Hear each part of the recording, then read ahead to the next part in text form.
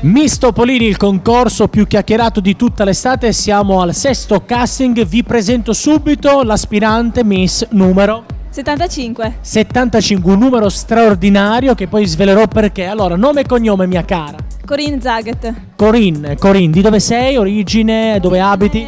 Di Torino, adesso abito a Trieste da 10 anni. Ho capito. Dove ti trovi meglio? Con sincerità, più Trieste, Città di Mare o Torino? Ma Trieste perché c'è il mare. Sei il mare. Sì. Vabbè, sì, giusto. Senti, ma volevo dirti, cosa fai di bello a Trieste? Adesso studio all'università e faccio statistica.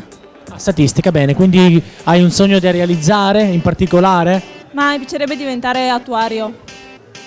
Acquario? Attuario, sì. Ah, attuario, avevo capito acquario. Va bene, sì. Allora, cosa fai attualmente oltre a studiare? Hai qualche hobby, qualche interesse? Ma io pratico arti marziali, faccio Kung Fu da parecchi anni e mi piace, sì.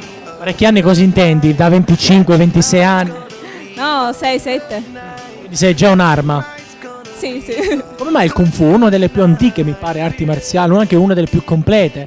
Ma mi è sempre ispirato fin da quando ero piccola e più vai avanti più ti prende. Te credo che ti prende, va bene. Senti, sei fidanzata? Sì. Oh, bene, allora, in bocca al lupo anche per te, quindi quella è la telecamera di Miss Topolini, puoi salutare e dire quello che vuoi. Saluto i miei amici e i miei compagni di arti marziali. Ciao. Grazie. Grazie. It's gonna be a good night. That tonight's gonna be a good night. I feel it. Ooh. That tonight's gonna be a good night. That tonight's gonna be a good night. That tonight's gonna be